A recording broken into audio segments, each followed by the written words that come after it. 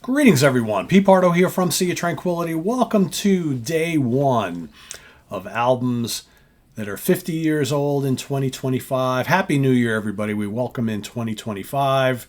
2024 is in the rearview mirror. So as we do every January for the first month of the year, we take a look at our favorite albums released 50 years ago that are now celebrating their 50th anniversaries or birthdays in this new year. 50 years ago was 1975. That's right. A pretty terrific year for music, I might say. One of the greatest, definitely of the 70s, but maybe of all time.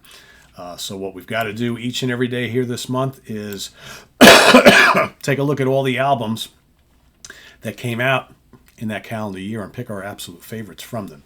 So I don't normally do them in any order because it's kind of hard to rank these legendary albums that we've known and loved for so many years, in many cases 50 plus years or 50 years.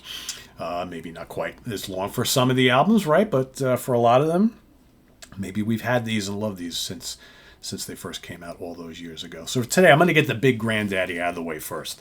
This is probably my favorite album of 1975, without question.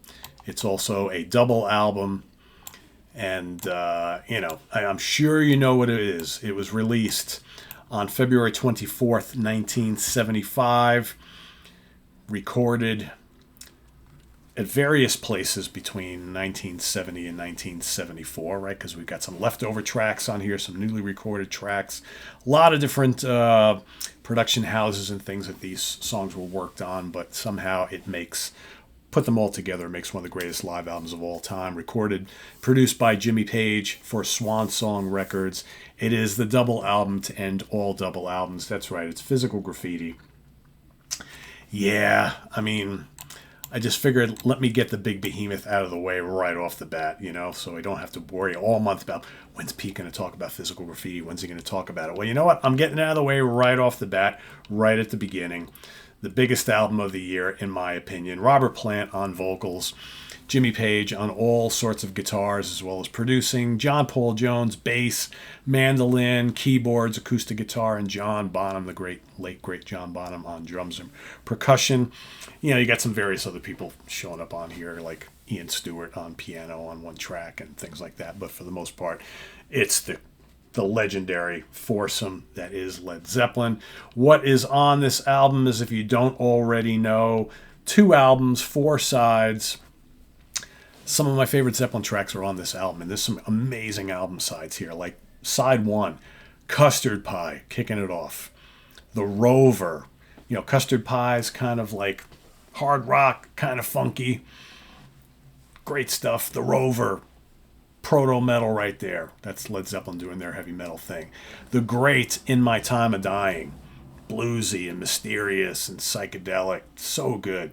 Side 2, you got the amazing track which somehow never made it to the album of its own name. How it got left off, I have no idea, because it's a great song, Houses of the Holy, followed by the awesome Trampled Underfoot. Man, those keys on that, just such a great song. And then, of course, the big, blustery, majestic, heavy Kashmir, one of the most endearing songs from this band, right? Over on side 3, The Bright, In the Light, awesome. Bras Noir comes next, amazing. Down by the Seaside, 10 Years Gone. Side 3, full of lots of variety. Some folky stuff, some bluesy stuff. Over on side 4, arguably the heavy side, Night Flight, killer. The Wanton Song, so heavy. Got Boogie with Stu, that's bluesy. You got Black Country Woman, and then finishing it off with the heavy, dark blues of Sick Again. 82 minutes in length, pretty much 83, right? Awesome stuff. I've talked to people over the years who either say this is the greatest album of all time or it's an album loaded with filler. I think it's one of the greatest albums of all time. I don't really get any filler on here. I think it perfectly exemplifies all that Led Zeppelin were all about. The hard rock, the heavy rock, the blues, the folk, the pop. It's all here. Everything's here. Everything that they did so well is all included on this album. It's terrific. like I said, arguably the greatest studio double album of all time. All right, let's take a look at some charts, because that's what we do, right? Australia, number 2. Austria, number 2. Canada, number 1. Dutch charts, number 7. Finland, number 5. Germany, number 4. Italy, number 17. Not too bad, Sal. It's one of the lowest charting ones here, but we'll take it. Japan, number 13. New Zealand, number 3. Norway, number 4. Spain, number 2. UK, number 1. US Billboard charts, number 1. That's right, as far as certifications go. Argentina, gold, 30,000 units sold. Australia, double platinum, 140,000 units sold. France, gold, 100,000 units sold. Germany, gold, 250,000 units sold. Now remember, it's a double album, so it counted twice, so maybe you want to kind of cut these numbers in half. That's how you look at it. Italy, gold, 25,000 copies sold. New Zealand, double platinum, 30,000 units sold. UK, double platinum, 600,000 units sold. And here in the United States, 32 times platinum, 16,000 copies sold, because remember, doing the whole kind of half thing, right? So, yeah, 16 million. Killer, right? We got any singles? Did they release any singles from this album? Yeah, Trampled Underfoot with Black Country Woman, released on the flip side, April 2nd, 1975. So, yeah, there you have it. A behemoth of an album from one of the greatest rock and roll bands of all time. Some might call them that. The Rolling Stones might have something to say about that, right? But whatever. It's a great album, and it's my favorite Zeppelin album. It's also my favorite album from 1975. Like I said, I'm not ranking any of these albums this month. I don't normally do that, but I am going to go right out and say that day one here, on the 1st of January, 2025, this is my favorite album of 1975. Physical Graffiti from Led Zeppelin. Let us know what you think of this album down in the comments below, as well as your pick for today. Day number 1.